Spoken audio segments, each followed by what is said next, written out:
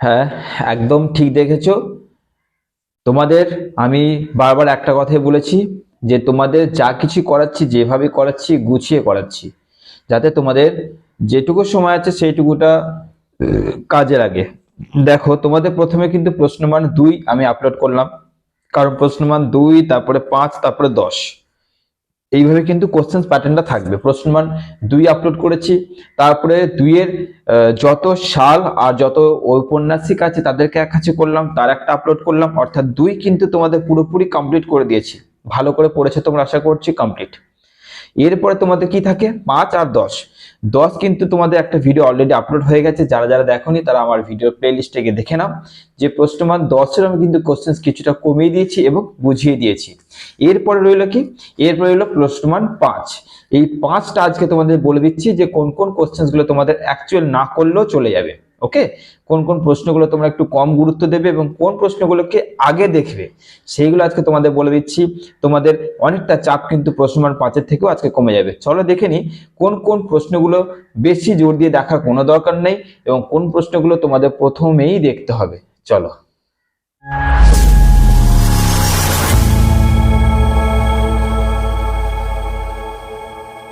তো প্রথমে একটা কথা বলে দিই, প্রশ্নমান 5-এর যখন আমি ভিডিও আপলোড করেছিলাম, সেই প্রশ্নমান 5-এর যে নোটস, যেখানটা তোমরা নোট ডাউন করেছিলে সাজেশনসটা, সেটা কিন্তু তোমাদের খুলতে হবে। সেটা না খুললে কিন্তু তোমরা বুঝতে পারবে না যে কোন কোশ্চেনটা তোমাদের কিন্তু না দেখলেও চলে যাবে সেটা।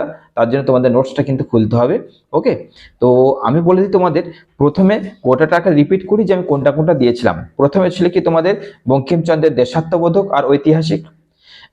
2 নম্বর প্রশ্ন দিচ্ছিলাম 19 শতকের ঔপন্যাসিক হিসেবে প্রতাপচন্দ্র ঘোষ অর্থাৎ বঙ্গাধি পরাজয়।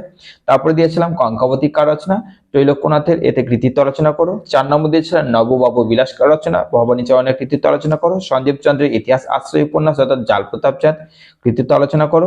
তারপরে টিকা দিয়েছিলাম কয়েক কটা। তারপরে দিয়েছিলাম নবাব নন্দিনী ও মৃন্ময়ী উপন্যাসটি কার রচনা, এবং এই দুটো উপন্যাসের সারসংক্ষেপ তোমাদের বলেছিলাম লিখতে। তারপরে যোগেন্দ্র চন্দ্র বসুর কি ছিল শ্রেষ্ঠ উপন্যাস, কি ছিল মডেল ভগিনী, এটা তোমাদের কিন্তু আলোচনা করতে বলেছিলাম। তারপরে ছিল বাংলা কথা সাহিত্যে ইন্দ্রনাথ বন্দ্যোপাধ্যায়ের কল্পতরু, অর্থাৎ একটা ব্যঙ্গাত্মক উপন্যাস। তো এইগুলো ছিল তোমাদের প্রশ্নমান 5-এ কিন্তু সাজেশনস। এরপরে কথাটা হচ্ছে, একে তো আমি দিয়েছি কম সাজেশনস, তারপরেও কিন্তু এরপর আমি বলে দিচ্ছি যে প্রশ্নমান 5-এর মধ্যে তোমাদের অ্যাকচুয়ালি কোন কোনগুলো আগে দেখা উচিত।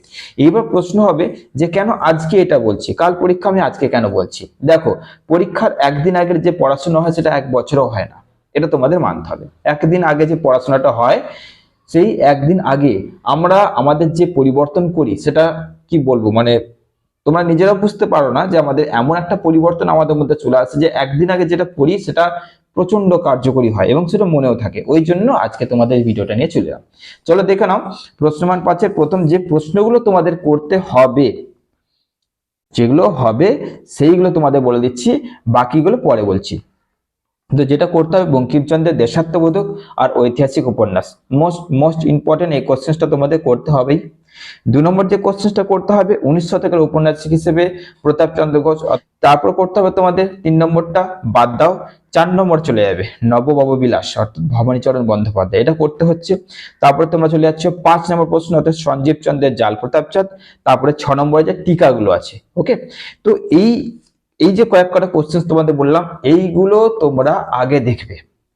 এই কয়েকটা কোশ্চেন যদি দেখতে পারো, যদি এইগুলো তোমাদের আজকে দেখা হয়ে যায়, অবশ্যই হয়ে যাবে। দেখো, তোমাদের অ্যাকচুয়ালি প্রশ্নমান 5-এ যে কটা দিয়েছি সব কটাই তোমাদের দেখা হয়ে যাবে, সব কটা হয়েও গেছে। কিন্তু কালকে পরীক্ষা, আজকে ঠিক একদিন আগে কি হচ্ছে তোমাদের আমি একটু গুছিয়ে দিলাম যে এবার চলো প্রশ্নমান 5টা আর একবার দেখে নি।